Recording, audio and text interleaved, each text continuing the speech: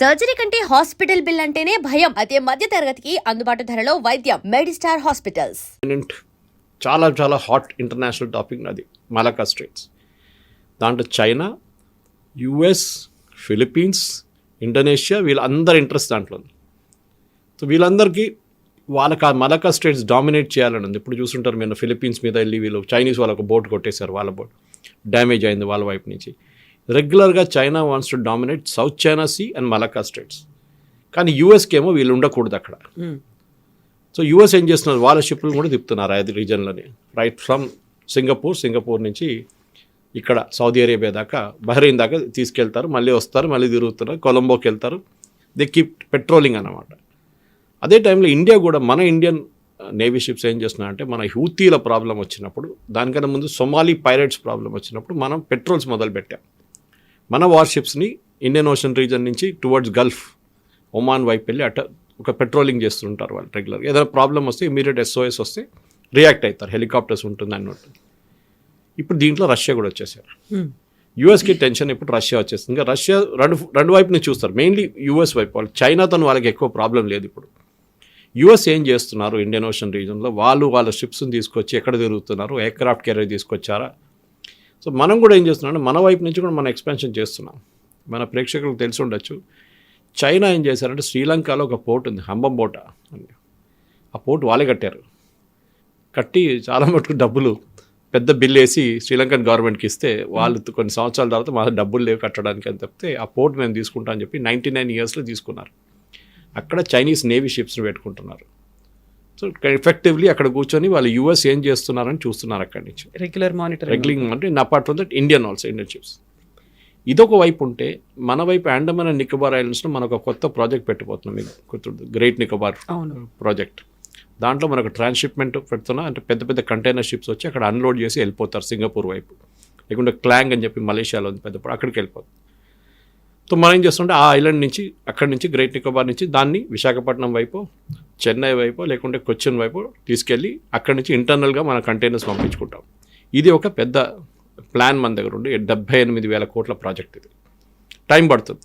Already మన దగ్గర Andaman Nicobar ఐలాండ్స్లో INS బాజ్ అని చెప్పి ఒక నేవల్ ఎయిర్ స్టేషన్ ఒకటి ఉంది. That is already operating. అది కాకుండా అక్కడ ఆబ్వియస్లీ మనం చెప్పట్లేదు, కానీ అక్కడ కూడా పెద్ద ఒక నేవల్ ఫెసిలిటీ రాబోతుంది దీంతో పాటు నికోబార్. దానికోసం సోనియా గాంధీ, రాహుల్ గాంధీ వీళ్ళందరూ వ్యతిరేకిస్తున్నారు దాన్ని. చైనా వ్యతిరేకిస్తున్నారు, వీళ్ళు కూడా వ్యతిరేకిస్తున్నారు. So you can understand the tie up between these two groups అని చెప్పొచ్చు. అదే టైంలో ఇదే Andaman Nicobar islands top most పార్ట్లో, మన ఐలాండ్ నుంచి, లాస్ట్ ఐలాండ్ నుంచి మయన్మార్ వైపు వెళ్ళేటప్పుడు నడిమిట్లో ఒక చిన్న ఐలాండ్ ఉంది కాల్డ్ కోకో ఐలాండ్స్, CO. ఈ కోకో ఐలాండ్స్లో బ్రిటిష్ టైంలో ఒక పాత ఎయిర్ స్ట్రిప్ ఉండే, 500 feet అంతా ఉండేది. సడన్గా లేటెస్ట్ శాటిలైట్ పిక్చర్స్ చూస్తే 3,500 square feet ఎక్స్పాండ్ అయింది. అది ఎవరు చేశారా బాబు అని చూస్తే చైనా వచ్చి అక్కడ కూర్చున్నారు. వాళ్ళకంటే అక్కడి నుంచి ఇండియన్ నేవీ షిప్స్ని చెక్ చేయడము, యూఎస్ కిట బంగ్లాదేశ్ వైపు వస్తే వాళ్ళని చెక్ చేయడానికి చైనా ఐలాండ్ తీసుకున్నారు. వాళ్ళు ఆబ్వియస్లీ ఏదో టైప్ పెట్టుకున్నారు మయన్మార్ ఉన్న మిలిటరీ వాళ్ళతో, రెజీమ్తో. సో ఇండియన్ ఈ ఓషన్ రీజన్ అనేది బికమ్ అ హాట్స్పాట్ నా. అన్ని ఆర్మీస్, అన్ని నేవీస్ అక్కడ తిరుగుతున్నారు, వాళ్ళందరికీ డామినెన్స్ కావాలంటున్నారు. అదే టైంలో యూఎస్కి, బ్రిటన్కి ఒక చిన్న ఐలాండ్ ఉంది కాల్డ్ డిగో గార్సియా. అది మన కొలంబో నుంచి ఇంకా చాలా కిందకి వస్తే బిఫోర్ సేషెల్స్, ఈ ఐలాండ్ పక్కన చిన్న ఒక ఐలాండ్ ఉంది, పాత బ్రిటిష్ ఐలాండ్ ఉండే. దాన్ని ఇప్పుడు బ్రిటన్ అండ్ యూఎస్ వాడుకుంటున్నారు. అది only for ships, naval ships తీసుకొస్తారు, అక్కడ బర్త్ చేస్తారు, అక్కడ రీఫ్యూలింగ్, అక్కడ ఉండడానికి అన్నీ ఉన్నాయి, సౌకర్యం, ఫుడ్ అండ్ ఆల్ రిప్లెనిష్మెంట్ అన్నీ నడుస్తుంది. డిగో గార్సియా నుంచి వీళ్ళు షిప్స్ని పంపిస్తుంటారు అక్కడిక్కడ. సో ఇప్పుడు మీరు చూస్తున్నారు, ఈ హూతీల అటాక్ జరిగినప్పుడు కానీ దానికన్నా ముందు ఇప్పుడు కూడా లేటెస్ట్ ఆల్సో యూఎస్ వాళ్ళ వార్షిప్స్ని రెగ్యులర్గా ఏరియాలు తిప్పుతున్నారు అక్కడికి. అట్లాంటిక్ వైపు ఎక్కడ టెన్షన్ లేదు, పెసిఫిక్ వైపు టెన్షన్ లేదు. టెన్షన్ ఉందంతా ఇక్కడ ఇదే రీజన్లో. అండ్ చాలా మటుకు Gulf states, for example Qatar నుంచి, బహ్రెయిన్ నుంచి, సౌదీ అరేబియా, UAE వీళ్ళందరూ యూఎస్ మీద డిపెండ్ అవుతారు వాళ్ళ సెక్యూరిటీ కోసం. రేపు ఏదైనా జరిగితే, వాళ్ళ డెమోక్రసీ కాదు కదా, ఇంకోడెవడో కత్తి తీసుకొని చేసేస్తే వాళ్ళ గవర్నమెంట్ మారిపోతుంది అక్కడ. సో దానికోసం వాళ్ళు they are using the US presence అన్నమాట. ఇది వాళ్ళ చాలా మంచి స్ట్రాటజీ. అదే టైంలో రష్యా ఏం చేస్తున్నారంటే, రష్యన్స్ ఆర్ వెరీ స్మార్ట్. వాళ్ళ మీద ఈ యుక్రెయిన్ వార్ స్టార్ట్ అయిన నుంచి వీళ్ళు శాంక్షన్స్ పెట్టారు. ఎవరు మొత్తం నాటో కానీ అటువైపు యూఎస్ కానీ.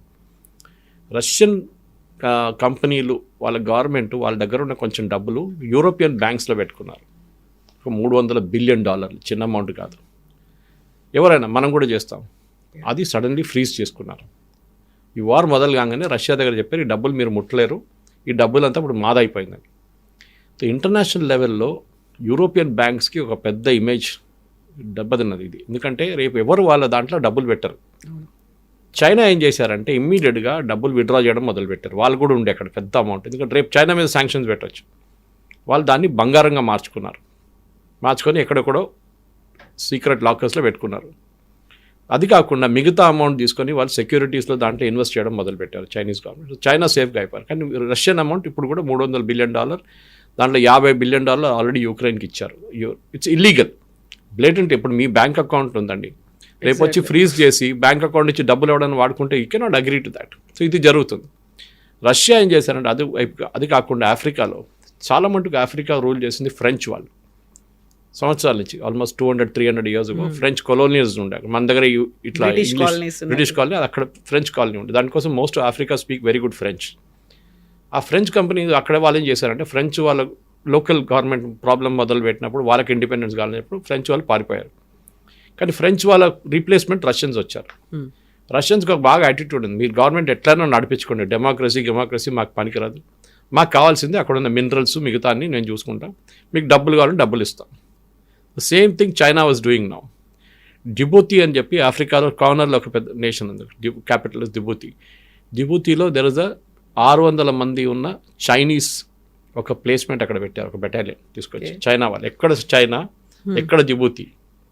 So everywhere string of pearls అని చెప్పి చైనా వాళ్ళు ఒక స్ట్రాటజీ తీసుకొచ్చారు ఇండియన్ ఓషన్ డామినేట్ చేయడానికి. మనమేమో మన వైపు నుంచి ఉన్న మన పెట్రోలింగ్ వైపు పెట్టి మన కార్ నికోబార్ ఐలాండ్స్ ఇక్కడ లక్షద్వీప్లో కూడా మనకు బేస్ పెట్టాము, ముందు లేకుండే. కార్వార్ అక్కడ నేవల్ బేస్ స్ట్రెంగ్తన్ చేసాం మనం. కొచ్చిన్ షిప్ యార్డ్లు తయారు చేయడము, షిప్స్ రిపేర్ చేయడం అక్కడ మొదలుపెట్టాం. సో ఓవరాల్ ఇండియన్ ఓషన్ రీజన్ని డామినేట్ చేయడానికి రష్యాకి ఒక ఆప్షన్ తీసుకొచ్చాం మనం. ఇప్పుడు యూఎస్కి ఏం చేయాలని అర్థం కావట్లేదు. శాంక్షన్స్ ఎట్లా పెడతారు, పెట్టలేరు. వీఆర్ జస్ట్ టెలింగ్ మీకు కూడా. ఇన్ఫ్యాక్ట్ అదే అగ్రిమెంట్ మనకు యూఎస్తో ఉంది, the same agreement which sign with Russia. యూఎస్తో కూడా సైన్ చేస్తాం, కానీ యూఎస్కి మన ప్రెసెన్స్ అక్కర్లేదు. వాళ్ళకి బహ్రీన్ ఉంది, పక్కన యెమెన్, ఒమాన్ ఉన్నారు, ఇటువైపు ఏమో డీగో గార్సియా ఉంది, కాబట్టి శ్రీలంకకి వెళ్ళిపోవచ్చు రేపు. అది కాకుండా మనం ఇంకొక స్టెప్ తీసుకున్నాం, అది ఎక్కువ కవరేజ్ రాలేదు మన మీడియాలో. ఒక 6 నెలల ముందు మన మ్యాజగాన్ డాక్ అని చెప్పి మన ముంబై దగ్గర మేజర్ నేవల్ షిప్ ఫెసిలిటీ ఒకటి ఉంది, మ్యానుఫ్యాక్చరింగ్ ఫెసిలిటీ. వాళ్ళు శ్రీలంకలో ఒక నేవల్ షిప్ కంపెనీ ఉంది కొలంబో దగ్గర. They went to huge losses, వాళ్ళకి డబ్బులు లేదు. వీళ్ళు వెళ్ళి స్టాక్ ఎక్స్చేంజ్, కొలంబో స్టాక్ ఎక్స్చేంజ్లో ఆ కంపెనీని కొనుక్కున్నారు, మ్యాజగాన్ డాక్ వాళ్ళు. సో ఆ కంపెనీ ఇప్పుడు మన దగ్గర ఉంది. వాళ్ళకి పెద్ద ఒక షిప్ యార్డ్ ఉంది అక్కడ రిపేరింగ్. అది మొత్తం ఇండియా చేతికి వచ్చేస్తుంది. మనం తీసుకెళ్ళి మన 2 నేవీ షిప్ రిపేర్ అని చెప్పి అక్కడ పెట్టుకున్నాం. అది రిపేర్ ఉందో లేదో తెలియదు, కానీ our presence is there in శ్రీలంకనో ఒఫిషియలీ. చైనా పక్కన హంబంబోట, వీఆర్ ఆల్సో దేర్ అన్నమాట. సో మీరు ఏం చూస్తున్న కవిత గారు అంటే ఈ ఇంటర్నేషనల్ లెవెల్లో ఒక జాకింగ్ నడుస్తుంది ఫర్ స్పేస్. మనం ఎప్పుడైనా చాలా టైట్ ఉన్న స్పేస్లో మీరు కొన్ని షీప్ చూసుంటారు, మీరు మేకల్ని తీసుకెళ్తారు, వాళ్ళు ఎట్లనో స్పేస్ క్రియేట్ చేసుకుంటారు వాళ్ళు.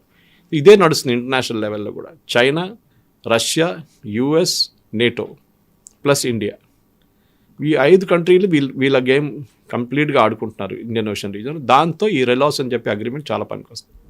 అది కాకుండా పుటిన్ గారు వచ్చి మాట్లాడారు, Su-57 చేయొచ్చు, తయారు చేయొచ్చు, we can do it, we can have a joint venture in India, but we will wait. ఇది ఒక 2-3 నెలలు సెటిల్ అయిపోతుంది యూక్రెయిన్ వన్స్ ఫర్ ఆల్.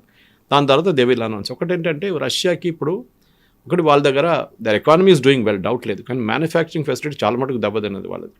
వాళ్ళ ఎక్విప్మెంట్ తెచ్చుకోలేకపోతున్నారు, ఎంబార్గో ఉంది వాళ్ళ మీద. మీకు ఒక రోబోటిక్ మెషిన్ కావాలన్నా, మీకు వెల్డింగ్ మిషన్లు కావాలన్నా, మీకు కటింగ్ మిషన్లు కావాలంటే చైనా దగ్గర నుంచి తెప్పించుకోవాల్సి వస్తుంది వాళ్ళకి. చైనా ఇస్తారు కూడా, వాళ్ళకి ప్రాబ్లం లేదు. అది కాకుండా వాళ్ళకి ఇంకా ప్రొడక్షన్ పెంచాలంటే, థర్డ్ కంట్రీస్కి అమ్మాలంటే, థర్డ్ వరల్డ్ కంట్రీస్కి ఇండియాని బేస్గా యూజ్ చేసుకోవచ్చు. BrahMos is a classic example of that. BrahMos అనే ప్రాజెక్ట్ చాలా సంవత్సరాల ముందు ఇండో రష్యన్ జాయింట్ వెంచర్, ఇండియాకి 51%, బ్రహ్మపుత్ర అండ్ మాస్కోవా 2 రివర్స్ పెట్టి బ్రహ్మోస్ అని చేశారు. దాంట్లో ఇండియన్ గవర్నమెంట్కి 51%, రష్యన్ గవర్నమెంట్కి 49%. దాన్ని మనం ఏం చేస్తాం ఇప్పుడు ఇండోనేషియాకి అమ్ముతున్నాం, ఫిలిపీన్స్కి అమ్ముతున్నాం, అందరికీ అమ్మేస్తుంటాం మనం బ్రహ్మోస్. ఇప్పుడు మనకున్న కెపాసిటీ మనకుంది. ఇప్పుడు next generation of BrahMos we're going for upgrade no. And యూపీలో ఒక ఫ్యాక్టరీ సెటప్ చేశారు. కొత్తగా ఎక్స్పాన్షన్ ట్రివాండ్రంలో ఉన్న ఫ్యాక్టరీ పక్కన ల్యాండ్ కేరళ గవర్నమెంట్ ల్యాండ్ ఏం కానీ అది కూడా స్టార్ట్ చేసేస్తారు వాళ్ళు. అట్లాంటి ఒక ప్రాజెక్ట్ తీసుకొచ్చి ఇండియాలో పెట్టి ఇక్కడ ఎస్యూవీ తయారు చేసి SU-57 తయారు చేసి అమ్మొచ్చు. సుఖోయ్ S-500 గురించి చాలా మటుకు టాపిక్, ఎందుకంటే S-400 really work well during operation Sindhu. So S-500 కూడా మనం తీసుకోవాలన్నారు. దాన్ని కూడా టాక్స్ నడిచింది, కానీ బయట చెప్పరు. All that discussion that happened in Hyderabad house, ఆ రోజు ఏం జరిగిందో మనకు తెలియదు. మినిస్ట్రీ ఆఫ్ ఎక్స్టర్నల్ అఫేర్స్ రీడౌట్లో ఇది ఏం చెప్పరు. వాళ్ళు అన్ని డిప్లొమాటిక్గా అక్కడిక్కడ లేనట్లు అక్కడ టచ్ చేయకుండా ఎక్కడ టచ్ చేయకుండా మాట్లాడతారు వాళ్ళు. బట్ ఓవరాల్ చూస్తే ఎస్, పుటిన్ ఎందుకు వచ్చారు భారతదేశం, మీరు చెప్పినట్టు 25 గంటల కోసం ఇంత దూరం తిరిగి రావాల్సి వచ్చిందా, ఫోన్లో మాట్లాడుకోవచ్చు కదా అని చాలామంది అడిగారు. అది కాదు, the photo optics is very important. ఆయన ఎక్కడ రానియట్లేదు. ఆ టైంలో ఇండియాకి వచ్చారు వీళ్ళు. మన దగ్గర ఉన్న 3 countries, I won't take the names, వాళ్ళ డిప్లొమాట్స్ అంటే వాళ్ళ సీనియర్ మోస్ట్ డిప్లొమాట్స్, వాళ్ళు ఎంబసీ ఆఫీషియల్స్, వాళ్ళు ఒక లెటర్ రాశారు. ఆపోజిట్ ఎడిటోరియల్ ఒక మ్యాగజైన్ మన దగ్గర న్యూస్ పేపర్లో ఆర్టికల్ రాశారు, why Putin should not be allowed in to India. ఆలోచించండి, వీళ్ళు డైరెక్ట్ వాళ్ళ గవర్నమెంట్ చెప్పకుండా వీళ్ళు రాస్తున్నారు లెటర్ ఒకటి. Letter like why Putin should not be allowed in to India. వీళ్ళందరికీ నిన్న చూడండి, నిన్న ఒక స్టేట్మెంట్ వచ్చింది which is the opposite of what everything is. Zelensky వస్తున్నారంట ఒక నెక్స్ట్ మంత్ ఇండియాకి. అప్పుడు మీరు అడగవచ్చు, మొన్న పుటిన్ వచ్చారు కదా మరి జెలెన్స్కీ ఏంటంటే, దాంట్లో ఒక పెద్ద మెసేజ్ ఉంది. ఇప్పుడున్న రీకన్స్ట్రక్షన్ ఎఫర్ట్స్ అంతా వార్ ఆగిన తర్వాత అక్కడ ఒక బిల్డింగ్ కూడా స్ట్రైట్గా నిలవట్లేదు. కీవ్లో కానీ మొత్తం గాజాలాగా అయిపోయింది. అది కూడా దాన్ని రీకన్స్ట్రక్ట్ చేయాలంటే చాలా మటుకు మ్యాన్ పవర్ కావాలి. ఇప్పుడు మనం వచ్చినప్పుడు ఒక ఒప్పందం చేశాం, 5-6 చేశారు. ఒక ఒప్పందం చాలా ఇంపార్టెంట్ ఒప్పందం ఏంటంటే, రష్యాలో మ్యాన్ పవర్ లేరు బిల్డింగ్లు కట్టడానికి, రోడ్లు వేయడానికి, ఈ డ్యామేజ్ అంతా జరిగింది కదా ఇంత మళ్ళీ రీకూప్ చేయడానికి, ఫ్యాక్టరీలు కట్టడానికి మనుషులు లేరు. భారతదేశం నుంచి blue and white collared workers అంటే managerial level and worker level మనం ఒక నంబర్ ఐడెంటిఫై చేసి వాళ్ళ రష్యాకి పంపిస్తాము. That is government to government deal. మనం ఇజ్రాయెల్తో చేయించుకున్నాం చూడండి, అదే ఇజ్రాయెల్ వైపు కూడా కన్స్ట్రక్షన్ చాలా బాగా నడుస్తుంది. చాలామంది ఇండియన్స్ని అక్కడ పంపించారు. So it will be not at the private level, government to government. Haryana government వాళ్ళ మనుషులు పంపించారు, పంజాబ్ వాళ్ళు పంపించారు, సౌత్ నుంచి కూడా ట్రై చేస్తున్నారు, కేరళ వైపు నుంచి కొంతమంది. అట్లనే గవర్నమెంట్ టు గవర్నమెంట్ డీల్ ఉంటుంది అది. సో రష్యాకు కూడా మనం మ్యాన్ పవర్ సప్లై చేయబోతున్నాం. ఒక టైంలో దుబాయ్ కన్స్ట్రక్షన్ నడిచినప్పుడు, ఆ గల్ఫ్ స్టేట్స్లో కన్స్ట్రక్షన్ నడిచినప్పుడు చాలా మటుకు కేరళ నుంచి చాలామంది వెళ్ళి పనిచేశారు అక్కడ. Now that construction phase is over అక్కడ. Now it's only question of growth వాళ్ళకి. ఇప్పుడు మన దగ్గర ఉన్న ఈ రష్యాతోని ఒప్పందంతో ఏమవుతుందో మన వర్కర్స్ కూడా అక్కడ వెళ్తారు. సో క్వశ్చన్ అక్కడ వచ్చిందంటే, ఇప్పుడు ఇట్లాంటి ఫ్రీజింగ్ ఏరియాస్కి వెళ్తే వీళ్ళు ఎట్లా ఉంటారు, వీళ్ళకి హ్యాబిట్ లేదు అది, -20 degrees, -10 degrees.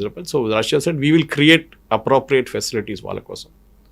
అది ఏదైనా టెక్నాలజీ వైజ్ వాళ్ళ వార్మ్ హౌసెస్ ఉండాలనో లేకుంటే క్లోదింగ్ ఉండాలి, అదంతా మేము అరేంజ్ చేస్తాం, కానీ మాకు వర్కర్స్ కావాలి. ఇట్లాంటి కొన్ని 5-6 ఒప్పందాలు జరిగింది అంత తర్వాత. కానీ ఇంపార్టెంట్ అంతా పక్కన పెట్టారు, మాట్లాడుకున్నారు. మూమెంట్ యుక్రెయిన్ వార్ కాగానే ఇది అంతా బయటకు వస్తుంది. ఒకటి మనం మర్చిపోకూడదు, Russia is been a fair weather friend. అంటే ఎప్పుడు మనకు ప్రాబ్లం ఉన్నప్పుడు రష్యా మనతో ఉన్నారు. 71 వార్ కానివ్వండి, మిగతా వార్లు అన్నిట్లో కూడా రష్యా వాజ్ దేర్ విత్. దానికోసం యుక్రెయిన్ వార్ని భారతదేశం వాళ్ళ దగ్గర ఖండించలేదు. There is no place for war అని చెప్పారు మోదీ గారు. It should be a negotiation for peace. కానీ ఎప్పుడైనా యునైటెడ్ నేషన్స్ రెజల్యూషన్ ఏమైనా పాస్ అవడానికి వస్తే అగెయిన్స్ట్ రష్యా, భారతదేశం దాని నుంచి అబ్స్టైన్ చేస్తారు. We will not participate in the vote. అది చాలా ఇంపార్టెంట్. సో కవిత గారు, ఎండ్ ఆఫ్ ద డే ఒక పుటిన్ గారు కూడా వచ్చింది ఇంటర్నేషనల్ లెవెల్లో. మీరు చూడండి, జెఫ్రీ సాక్స్ నుంచి, ప్రొఫెసర్ నుంచి, ఇవాళ నేను చూసాను ఆల్మోస్ట్ ఒక 25-26 వీడియోలు నడుస్తుంది. దాంట్లో 2-3 చూసాను నేను ఇప్పుడు దాకా. అంతే అందరు మాట్లాడుతున్నట్టు it's the master stroke by India. ఇప్పుడు యుఎస్కి ఏం చెప్పలేకపోతున్నారు వాళ్ళు. పుటిన్ని వాళ్ళు తిట్టలేరు, ఎందుకంటే they are speaking to him. మన ట్రంప్ సన్నిలో అక్కడ కుష్నర్ గురించి మాట్లాడుతున్నారు, స్టీవ్ విట్కాఫ్ ఇస్ దేర్, వీళ్ళందరూ క్రెమ్లిన్ ఉన్నారు. అదే టైంలో వీరు పుటిన్ తిట్టలేరు. In fact before coming to India 6 గంటల సేపు ముందు దాకా Putin was speaking to him. మన ఇండియా టుడే ఇంటర్వ్యూ గురించి మాట్లాడాము. So they were there. ఇన్ఫాక్ట్ మళ్ళీ వెళ్తున్నారు, ఇంకో టీం వెళ్తున్నారు. అంటే దెర్ ఇస్ సంథింగ్ హ్యాపెనింగ్. ఎందుకంటే ట్రంప్ అయితే జెలెన్స్కీని పక్కన పెట్టేశారు. He is not a reliable fellow అని తెలిసిపోయింది. అంటారు కదా, you elect a comedian and will get a circus అని చెప్పి. Zelensky is typical of that. ఈ పరిస్థితుల్లో రష్యాకి యుఎస్కి relationship, especially Trump and Putin చాలా మంచి రిలేషన్షిప్ ఉంది వాళ్ళకి. They are really good friends. దాని గురించి చూడండి, ఇప్పుడు దాకా ట్రంప్ రష్యా మీద శాంక్షన్స్ అంటారు కానీ పుటిన్ మీద ట్రాన్సాక్షన్ ఎక్కడ పెట్టలేదు. పుటిన్ మీద అరెస్ట్ వారెంట్ ఒకటి ఇంటర్నేషనల్ కోర్టులో పడింది ఒకటి, అది ఇంప్లిమెంట్ చేయడము అట్లేం లేదు. ఈవెన్ నెటన్యాహు వ్యతిరేకంగా చేశారు ఒకటి. సో పుటిన్కి ఒక ఛాన్స్ దొరికింది ఇంటర్నేషనల్ మీడియా ముందు వచ్చి మాట్లాడడంలో, which is not able to do in Russia. ఇక్కడ ఇండియాకి వచ్చి ప్రైమ్ మినిస్టర్ మోదీతో నిలబడి ప్రెస్ కాన్ఫరెన్స్లో మాట్లాడారు. ఆయన చెప్పాల్సినంత చెప్పేశారు. And definitely I think this visit next Modi గారు మళ్ళీ అక్కడికి వెళ్తే after the war I think వీళ్ళు చాలా మటుకు సాలిడ్. ఎందుకంటే మనకి 5th జనరేషన్ ఎయిర్క్రాఫ్ట్ కావాలి మనకి. We have a big problem with 5th generation aircraft. మన దగ్గర లేదు. పాకిస్తాన్ చైనా వాళ్ళు ఇస్తున్నారు పాకిస్తాన్కి J-15 J-17 సిరీస్లో, మనకు కూడా కావాలి.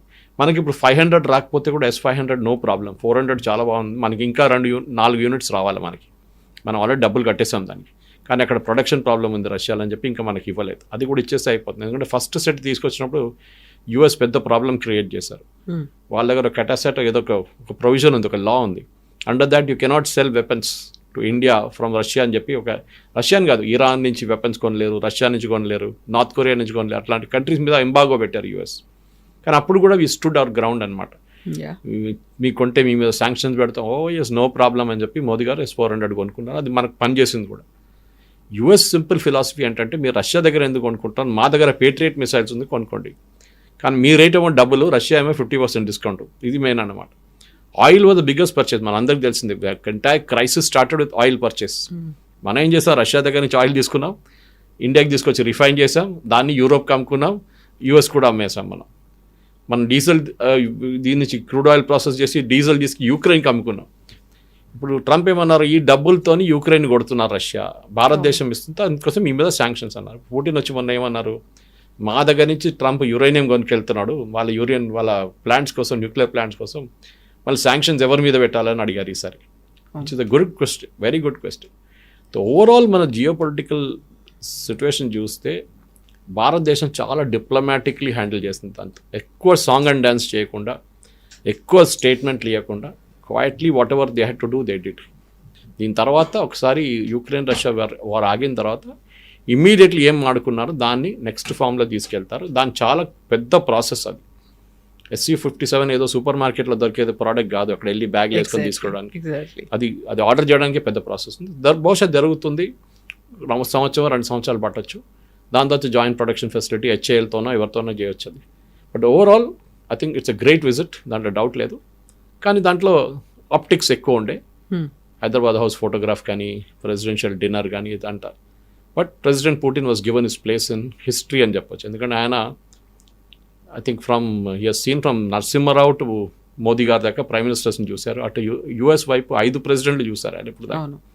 అంతా I think 20+ years he has now been in the power in Kremlin. So definitely you have to take him seriously and light తీసుకోలేరు మీరు. ఇంకా ఒక 10 సంవత్సరాలు కూడా ఉండొచ్చు ఆయన ఈజీగా. Let us deal with him the way it should B dwelt. Ukraine war కూడా చాలా మటుకు యూఎస్ కూడా తెలిసిపోయింది, రష్యాకు ఉన్న ఒక సెక్యూరిటీ కన్సర్న్ ఉండే వాళ్ళు దాన్ని తీర్చుకున్నారు. Every day they are advancing by about almost last 1 monthలో they have advanced by about 3,000 square kilometers. గాజాది డబుల్ సైజ్ ఆక్యుపై చేసుకున్నారు యుక్రెయిన్కి వెళ్ళి. సో ఇంకొక 2 వారాలు 3 వారాలు నడిస్తే యుక్రెయిన్ని మొత్తం ధ్వంసం చేసేస్తారు. నిన్న రాత్రి కూడా జరిగిన చాలా మటుకు రేట్ జరిగింది, మిసైల్స్, డ్రోన్స్తో సహా. సో జెలెన్స్కీ ఎండ్ గేమ్ వచ్చేసింది ఇప్పుడు. బోస్ ప్రాబ్లీ పారిపోతాడు, స్విట్జర్లాండ్లో ఇక్కడ డబ్బులన్నీ పెట్టుకున్నాడు. యుఎస్ కాంగ్రెస్లో ఒక ఇన్వెస్టిగేషన్ నడుస్తుంది, ఈయనకి ఇచ్చిన డబ్బులు ఈయన ఏం చేసిండు అని చెప్పి జెలెన్స్కీ. ఆయన మీద చాలా మటుకు ప్రెషర్ ఉన్నాయి. Maybe he will give it to opposition leader ఆయనకి ఇచ్చేసి వెళ్ళిపోతాడు అక్కడి నుంచి. And Putin will be back in full flow after that. So ఇక్కడికి భారతదేశానికి రాకముందు పుతిన్ ఇచ్చినటువంటి ఇంటర్వ్యూలో డిఫెన్స్ మెకానిజమ్స్, డిఫెన్స్ ఉన్నటువంటి ఎక్విప్మెంట్స్ గురించి చెప్పినప్పుడు we're not selling, we're sharing అనే ఒక మాట అన్నారు. ఆ తర్వాత ఇక్కడ నుంచి వెళ్ళిన తర్వాత వినిపించినటువంటి వార్తలు ఏంటంటే, రష్యాలో ఉన్నటువంటి చలికి భారతదేశం వెచ్చదనాన్ని ఇవ్వబోతోంది. How come it is possible? అసలు ఈ 2 వెదర్ కండిషన్స్ కోసం దానికి సంబంధించి ఒప్పందం ఏంటి? ఇది నేను ఆ రెలాస్ అగ్రిమెంట్లో ఉంది అది యాక్చువల్ కవిత గారు, దాంట్లో కనెక్షన్ ఉంది. మీరు చెప్పిన ఒక కోర్ట్కి రష్యాలో నేను చెప్పాను చూడండి, నార్దర్న్ రష్యా మొత్తం it be frozen for 6 to 8 months in year. అది మొత్తం ఫ్రీజ్ అయిపోతుంది ఆర్టిక్ సర్కిల్ దగ్గర. అక్కడ ఏం చేయలేరు మీరు, రష్యన్ షిప్స్ అక్కడ ఆగిపోతుంది. దాని బదులు మన దగ్గర ఉన్న వార్మ్ వాటర్స్ ఇండియన్ ఓషన్ రీజన్లో మలక్కా స్ట్రేట్ మనం ఇప్పుడు మాట్లాడడం చూడండి, అక్కడ తీసుకొస్తే they can continuously keep working. అక్కడ వేసుకొని మీరు ఏం చేసుకుంటారు రష్యా వైపు? నథింగ్ ఈజ్ హ్యాపెనింగ్ అక్కడ. మీరు ఇటువైపు తీసుకొచ్చినప్పుడు దాన్ని it works very well. So Russia దగ్గర ఉన్న చలి మన దగ్గర ఉన్న హాట్ వాటర్, అవును, వామ్ వాటర్తో పనిచేస్తుంది చాలా మటుకు. సో రష్యాకి ఇది పెద్ద ఓపెనింగ్ ఇచ్చాం మనం. రేపు మనకి ఆయిల్ పైప్ లైన్స్ వేయడానికంటే రష్యా కావాలంటే చైనా వైపు నుంచి మన వైపు ఆయిల్ పైప్ లైన్స్ పంపించవచ్చు. మన ట్యాంకర్లు తెప్పించుకోక్కర్లేదు. We may even convert something to natural gas. For example Qatar is big natural gas producer, కానీ మన రష్యా దగ్గర నుంచి కూడా కొనుక్కోవచ్చు. ఇప్పుడు ఎట్లయిందంటే యూరోప్ మనకన్నా ఎక్కువ గ్యాస్ తీసుకుంటున్నారు, చైనా మనకన్నా ఎక్కువ ఆయిల్ కొనుక్కుంటారు, కానీ మన మీద టారిఫ్లు పెట్టారు. అది ప్రెసిడెంట్ ట్రంప్కి తెలిసిపోయింది. That it is a big mistake. 50 products మీద తగ్గించేశారు టారిఫ్ ఆల్రెడీ. మిగతాది అగ్రిమెంట్లో ఇప్పుడు రాబోయే అగ్రిమెంట్లో అది కూడా క్లియర్ అయిపోతుంది. కానీ పుటిన్ది రష్యా మీద ఎంత ప్రెషర్ పెట్టినా కానీ Russian economy has held back. వీళ్ళేమనుకున్నాడు కవిత గారు, ఈ రూబుల్ అనే ఎకానమీ పడిపోతుంది అనుకున్నారు మూమెంట్ ద వార్ మొదలైన శాంక్షన్ పెట్టగానే. కానీ భారతదేశం రష్యా నుంచి ఆయిల్ కొంటున్నప్పుడు we're paying them in roubles, not dollar. China కొనుక్కున్నప్పుడు చైనాకి రష్యా యువాన్లో పేమెంట్ చేస్తున్నారు, ఇటువైపు వస్తుందో రూబుల్స్లో పే చేస్తున్నారు. రష్యా మన దగ్గర ఇంపోర్ట్ చేసుకున్న దానికి మనకు రూపీలో పేమెంట్ చేస్తున్నారు. దీంట్లో ఒక మేజర్ ఫ్యాక్టర్ మనం మిస్ అయిపోతున్నాం, యుఎస్ డాలర్. ఇప్పుడు దాకా అంటే ఒక 10 సంవత్సరాల ముందు దాకా యుఎస్ డాలర్ అంటే డిఫాక్టో అన్నీ మనం యుఎస్ డాలర్కి చెప్తాం, ఇన్ని బ్యారెల్కి ఇన్ని డాలర్లు అని. ఎగ్జాక్ట్లీ. సడన్గా ఈక్వేషన్ నుంచి డాలర్ని తీసేసాం. ఎందుకంటే రష్యా మీద శాంక్షన్స్ పెట్టినప్పుడు యూక్రెయిన్ వార్లో స్విఫ్ట్ అని చెప్పి ఒక ఇంటర్నేషనల్ సిస్టమ్ ఆఫ్ పేమెంట్స్ ఉంది, అదే కంట్రోల్ చేస్తుంది మొత్తం. It's like A software that runs the entire international banking system. ఈ కంట్రీ నుంచి కంట్రీ మనీ డబ్బులు మూవ్ చేయడంలో అంతా. దాని నుంచి రష్యాని బయటకు తీసుకుని రష్యా ఏం చేస్తారు, మళ్ళీ ఎట్లా డీల్ చేస్తారు?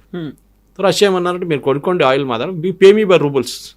సో మనం మన దగ్గర ఉన్న అమౌంట్ రూబుల్స్గా కన్వర్ట్ చేసి రష్యాకి పేమెంట్ చేస్తున్నాం. డాలర్ ఎక్కడ లేదు, డాలర్ అసలు కనిపించట్లేదు.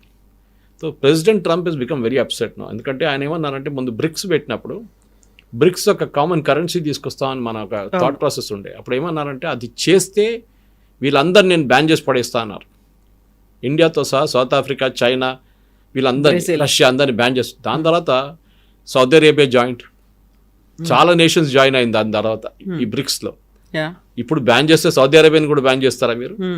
సో సౌదీ అరేబియా కూడా కొంచెం అగ్రెసివ్ అయిపోతుంది. ఎందుకంటే వాళ్ళకేం తెలిసిందంటే రష్యన్ ఆయిల్ $40 వీళ్ళు భారతదేశానికి అమ్ముతున్నప్పుడు మా ఇదేమో 80 నుంచి నడుస్తుంది. ప్రెసిడెంట్ ట్రంప్ ఏమంటున్నారు, దాన్ని కూడా తగ్గించాలి, మీరు ఆయిల్ ప్రొడక్షన్ పెంచుకోండి అంటున్నారు. ఎప్పుడైనా ఎకనామిక్స్లో సప్లై అండ్ డిమాండ్లో సప్లై ఎక్కువైపోతే ప్రైస్ పడిపోతుంది. ఏమంటున్నారంటే సౌదీ అరేబియా దగ్గర మీ ఆయిల్ ప్రొడక్షన్ పెంచండి, తీసుకెళ్తే ఇది $50 పడిపోతుంది పర్ బ్యారెల్. రష్యా ఏమో 40కి అమ్ముతున్నారు. So Russia will not be able to cell. కానీ సౌదీ అరేబియా చేయడానికి రెడీ లేరు, ఎందుకంటే వాళ్ళకి బేసిక్ ప్రొడక్షన్ కాస్ట్ ఉంటుంది. ఆ ప్రొడక్షన్ కాస్ట్ తర్వాతే వాళ్ళకి ప్రాఫిట్ వస్తుంది. వాళ్ళంటే మేము చేయమంటున్నారు. అక్కడ ఒక ఫ్రిక్షన్ వచ్చేస్తుంది వాళ్ళ నడిమిట్లో, ఇద్దరు నడిమిట్లో, US and Russia, Saudi Arabia నడిమిట్లో. అట్లా అన్నిట్లో చూస్తే రష్యాని ఎట్లనో కౌంటర్ చేయాలని చూస్తున్నా కానీ అన్నిట్లో రష్యా బయటపడుతున్నారు.